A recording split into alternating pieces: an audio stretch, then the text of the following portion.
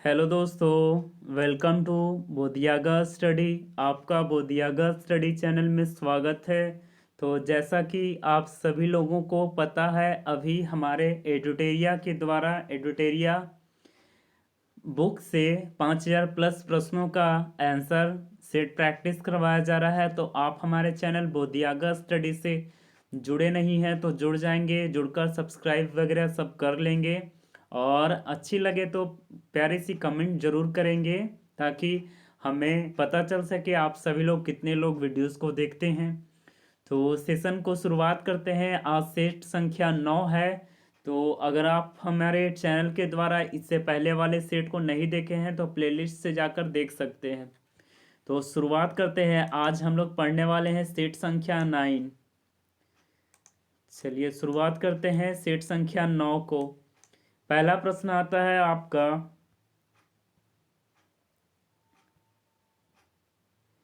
पहला प्रश्न है मांसपेशियों में दर्द के उपचार।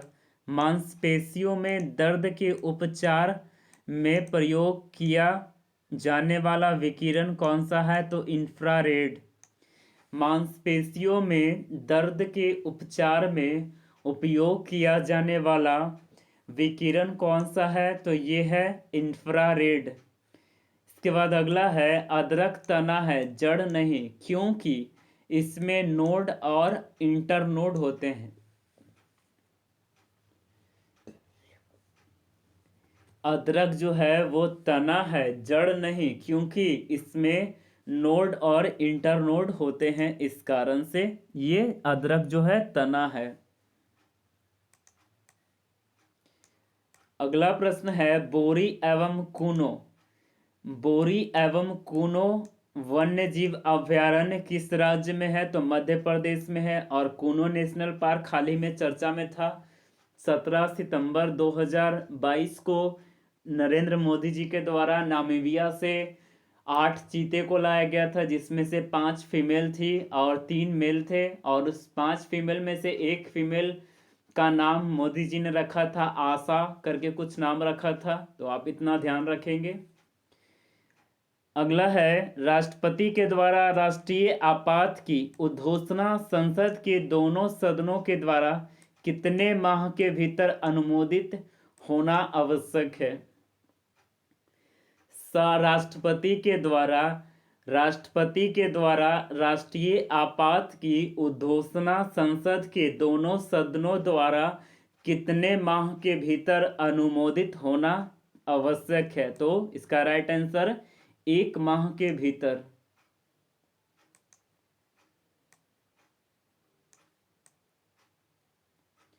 इसके बाद अगला है भारत में राष्ट्रीय आय का जो आकलन है सर्वप्रथम किस वैज्ञानिक के द्वारा किया गया था? तो RBK राव के द्वारा किया गया था। RBK राव के द्वारा किया गया था। तो भारत में राष्ट्रीय आय का आकलन सर्वप्रथम किस वैज्ञानिक के द्वारा किया गया था? तो RBK राव के द्वारा किया गया था। वर्ल्ड इकोनॉमी आउटलुक रिपोर्ट के अनुसार किस संस्था के द्वारा प्रकाशित किया जाता है? तो वर्ल्ड इकोनॉमिक आउटलुक रिपोर्ट किस संस्था के द्वारा प्रकाशित किया जाता है? तो अंतर्राष्ट्रीय मुद्रा कोष इंटरनेशनल मॉनेटरी फंड IMF के द्वारा किया जाता है। इसके बाद अगला है जल का अधिकतम घनत्व होता है कितना केल्विन में होता है? तो इसका राइट आंसर हो जाएगा 277 केल्विन। क्या राइट हो जाएगा इसका आंसर? 277 केल्विन में। ठीक है।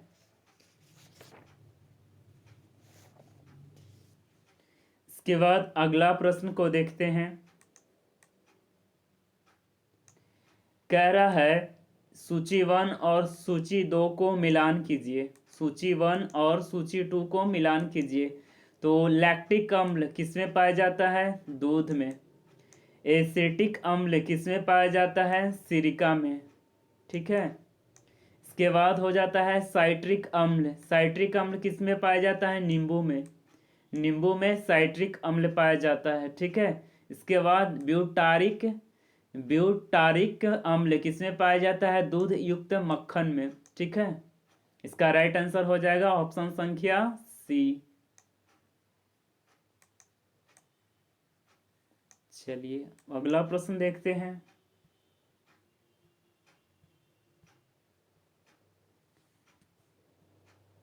निम्नलिखित में से सुमेलित करना है, तो सुमेलित करना है इसका।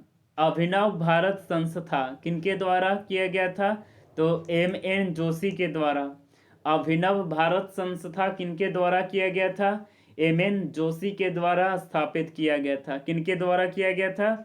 M.N. जोशी के द्वारा किया गया था। Sorry, M.N. जोशी नहीं होगा यहाँ, इसका राइट आंसर हो जाएगा B.D. सावरकर के द्वारा। किनके द्वारा? B.D. सावरकर के द्वारा। इसका ऑप्शन हो जाएगा सी संख्या। तो अभिनव भारत संस्था की स्थापना किसने किया था? तो ये किए थे B.D. सावरकर, ठीक है। इसके बाद दूसरा है अखिल भारतीय ट्रेड यूनियन कांग्रेस की स्थापना कौन किए थे? तो ये M.N. जोशी ने किया था। M.N. जोशी ने किया था। इसके बाद हिंदुस्तान सोशलिस्ट रिपब्लिकन एसोसिएशन की स्थापना कौन किए थे? तो इसका राइट आंसर हो जाएगा चंद्रशेखर आजाद। कौन हो जाएगा इनका? चंद्रशेखर आजाद, ठीक है। और नौजवान सभा कौन किए थे? तो ये किए थे भगत सिंह।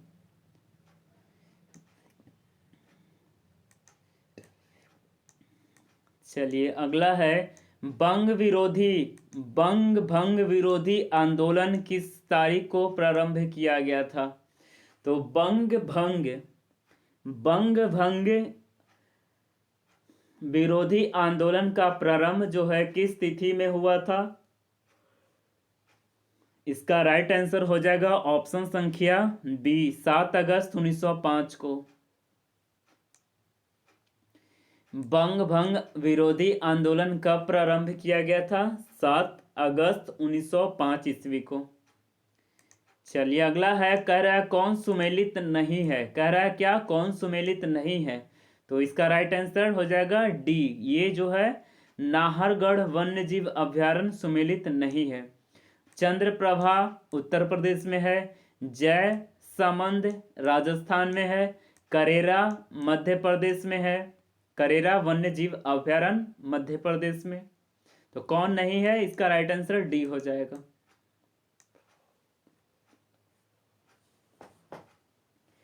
कह रहा है किस आर्टिकल के तहत, किस अनुच्छेद के तहत सर्वोच्च न्यायालय जो है रिट जारी करता है? संविधान के किस अनुच्छेद के तहत सर्वोच्च न्यायालय रिट जारी करता है? तो आर्टिकल 32 यानी अनुच्छेद 32 के तहत संविधान के सर्वोच्च न्यायालय जो है वो क्या करता है? रिट जारी करता है, आर्टिकल 32 के तहत। इसके बाद अगला है हिंदुस्तान रिपब्लिकन एसोसिएशन की स्थापना कहाँ की गई थी? तो ये किया गया था कानपुर में। हिंदुस्तान रिपब्लिकन एसोसिएशन की स्थापना कहाँ की गई थी? कानपुर में। इसके बाद अगला है कोहरा के समय हम लोग किसके कारण नहीं देख पाते हैं? तो किसके कारण हम लोग नहीं देख पाते हैं? तो इसका राइट आंसर हो जाएगा प्रकीर्णन के कारण नहीं देख पाते हैं, ठीक है। चलिए तो अब आगे बढ़ते हैं, अगला प्रश्न देख लेते हैं। तो कोहरा के समय हम लोग किसके कारण देख नहीं पाते हैं? तो प्रकीर्णन के कारण देख नहीं पाते हैं, ठीक है।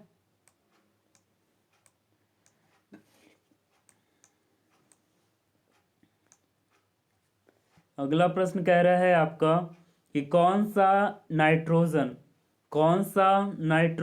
स्थिरीकरण करने वाला, कौन सा एक नाइट्रोजन स्थिरीकरण करने वाला जीव नहीं है? कौन सा एक नाइट्रोजन स्थिरीकरण करने वाला जीव नहीं है? तो माइकोरायजा, ठीक है, माइकोरायजा। चलिए अगला है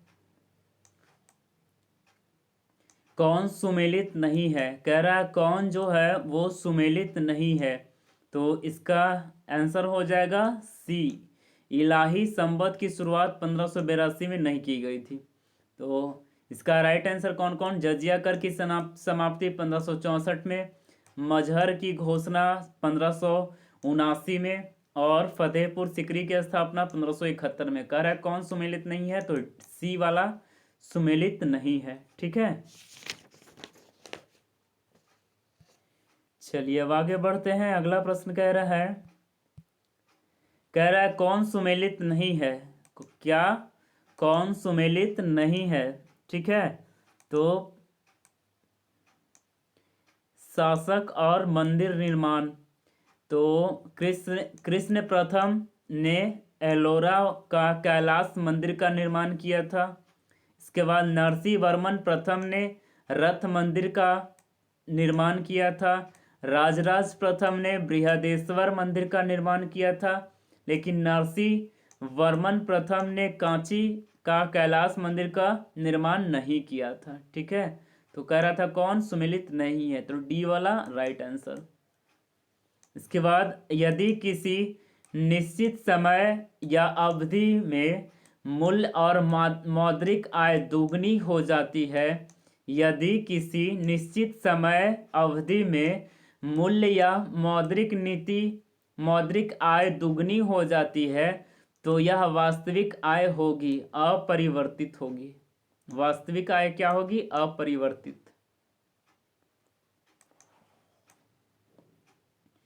अगला कह रहा है जिला न्यायाधीशों की नियुक्ति कौन करता है? तो जिला न्यायाधीशों की नियुक्ति कौन करता है? राज्यपाल, राज्य के संबंधित राज्य के राज्यपाल के द्वारा। कह रहा है पश्चिमी घाट पर पाई जाने वाली वनस्पति का प्रकार है सदाहरित। कौन है? सदाहरित। तो पश्चिमी घाट पर पाई जाने वाली वनस्पति का प्रकार है, कौन सा प्रकार है? तो इसका राइट आंसर हो जाएगा सदाहरित। अगला है किस शासक ने बतापी कोंड की उपाधि धारण की थी? तो कौन से शासक जो थे वो बतापी कोंड की उपाधि धारण किए थे? तो इसका राइट आंसर हो जाएगा ऑप्शन संख्या डी, नरसिंह वर्मन प्रथम के द्वारा। अगला है 1857 की क्रांति के बाद कौन सा विद्रोह हुआ था? तो नील विद्रोह हुआ था। 1857 की क्रांति के बाद कौन सा विद्रोह हुआ था? तो नील विद्रोह हुआ था। अगला है कौन सा समिति चुनाव आयोग से संबंधित था? तो इसका राइट आंसर हो जाएगा 1, 2, 3, 3 को सही है। दिनेश गोस्वामी समिति, इंद्रजीत गुप्ता समिति, बोहरा समिति, इन तीनों का संबंध किससे था? चुनाव सुधार से। इसके बाद अगला है व्यक्ति का भार जो है उस लिफ्ट में अधिक होगा। व्यक्ति का जो भार है उस लिफ्ट में अधिक होगा जब ऊपर की ओर त्वरित होने पर व्यक्ति का जो भार है लिफ्ट में अधिक होगा। इसके बाद अब आगे है अगला प्रश्न को देखते हैं। कह रहा है कौन सुमेलित नहीं है? कह रहा है कौन सुमेलित नहीं है? तो कौन सुमेलित नहीं है? लोधी वंश। लोधी वंश का संस्थापक इब्राहिम लोधी नहीं था बल्कि बहलोल लोधी था। ठीक है,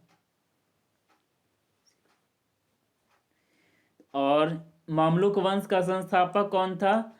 कुतुबुद्दीन ऐबक। सैयद वंश का संस्थापक खिज्र खां। खिलजी वंश का जलालुद्दीन खिलजी। ठीक है, चलिए तुझके बावरी फारसी भाषा में अनुवाद किसने किया था? तो तुझके बावरी का फारसी भाषा में अनुवाद किसने किया था?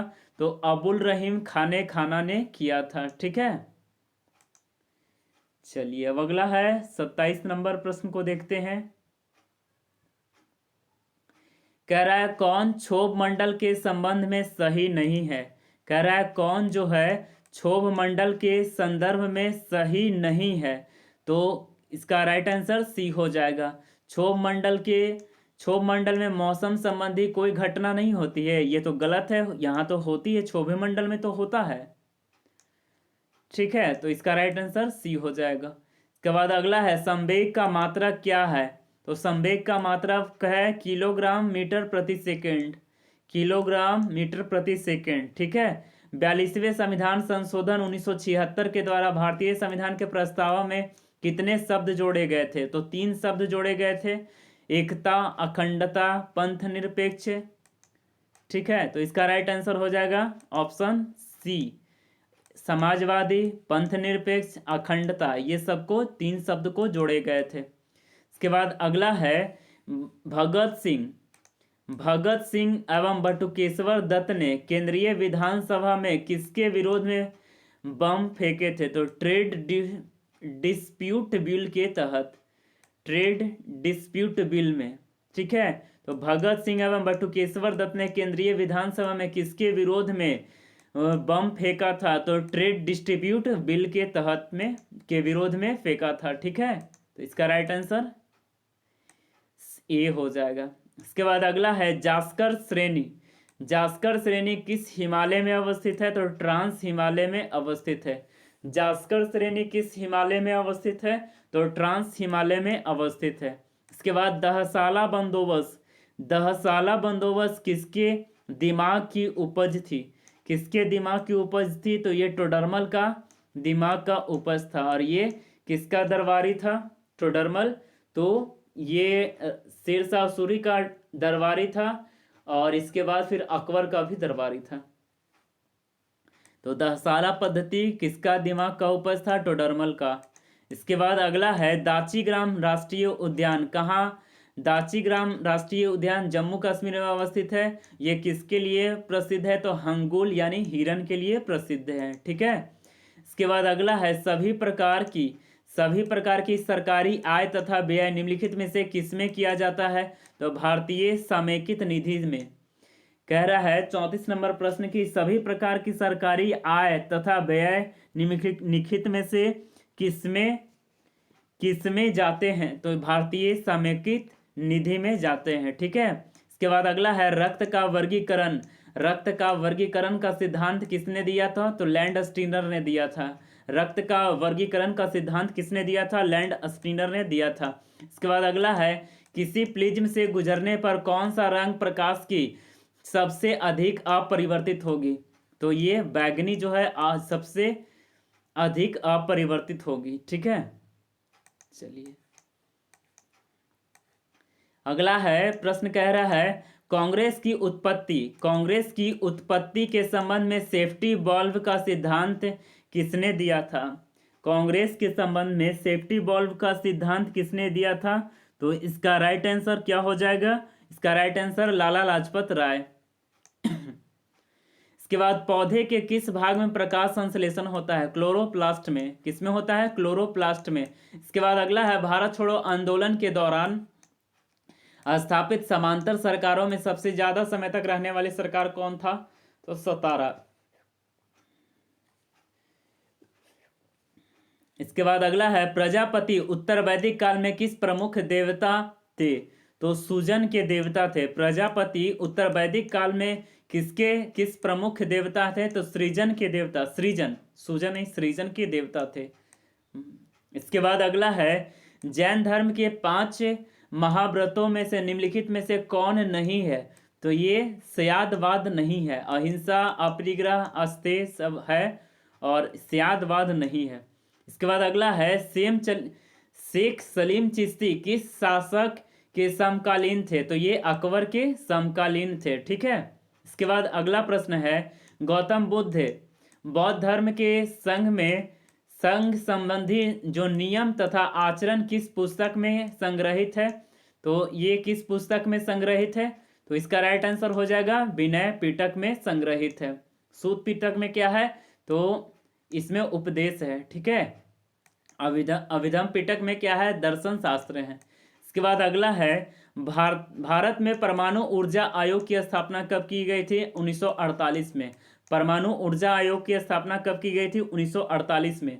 कह रहा है निम्नलिखित में से तट में से कितनी दूरी को प्रादेशिक जल के रूप में जाना जाता है? तो 12 समुद्री मील को जाना जाता है।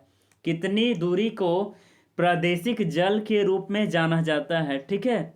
तो 12 नॉटिकल समुद्री मील को जाना जाता है। इसके बाद वीरभूमि किनकी समाधि स्थल है, तो ये किनका समाधि स्थल है, राजीव गांधी का, ठीक है। इसके बाद अगला है, निम्नलिखित में से कौन सा द्वितीयक रंगों की है, तो पीकॉक, पीला, नीला, मैजेंडा, ये क्या है आपका द्वितीयक रंगों है। चलिए अब आगे है, अगला प्रश्न देखते हैं।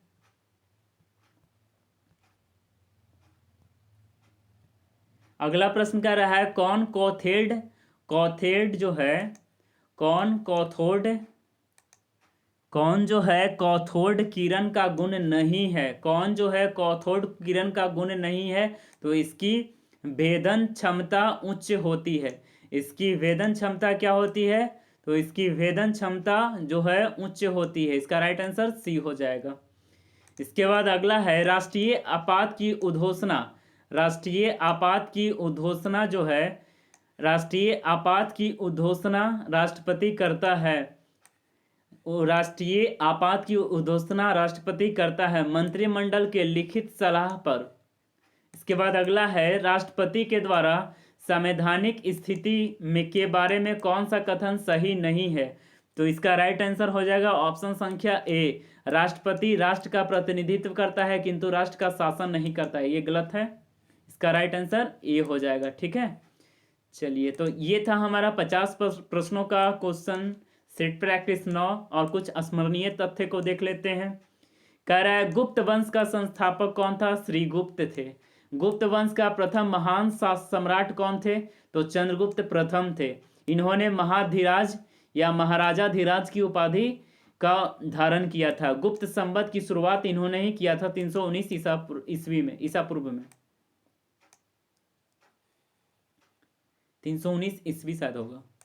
इसके बाद अगला है चंद्रगुप्त प्रथम का उत्तराधिकारी कौन था, तो ये समुद्रगुप्त था। समुद्रगुप्त को ही क्या कहा जाता है, भारत का नेपोलियन, कविराज भी इन्हें कहा जाता है। इन्हें परम भागवत की उपाधि इन्होंने धारण किया था, और इनके दरबार में कौन थे, प्रसिद्ध कवि हरिसेन रहते थे, ठीक है। समुद्रगुप्त का उत्तराधिकारी कौन थे, चंद्रगुप्त द्वितीय थे। इनके शासनकाल में फाहियान जो है चीनी यात्री भारत आया था। इन्हीं के दरबार में चंद्रगुप्त द्वितीय के दरबार में कालिदास, धन्वंतरी, बराहमिहिर जैसे विद्वान रहते थे। चंद्रगुप्त द्वितीय का उत्तराधिकारी कौन था, कुमारगुप्त। इन्होंने नालंदा विश्वविद्यालय की स्थापना किया था, ठीक है। प्रसिद्ध सुदर्शन झील का पुनरुद्धार किसने किया था, स्कंद गुप्त ने किया था। अंतिम गुप्त शासक कौन था, विष्णुगुप्त था। तो ये था हमारा सेट संख्या 9। कैसा लगा आपको यह टॉपिक, आप हमें कमेंट कर जरूर बताएंगे। तो सेशन को यहीं तक रखते हैं। थैंक यू, धन्यवाद। और हमारे एडुटेरिया के जो पढ़ाए जा रहे हैं सेट संख्या आज 9 हुआ है, और इसके बाद लगातार 100 सेट तक चलेंगे। आप हमारे साथ बने रहेंगे हमेशा। तो आज का सेशन को यहीं तक रखते हैं। थैंक यू, धन्यवाद।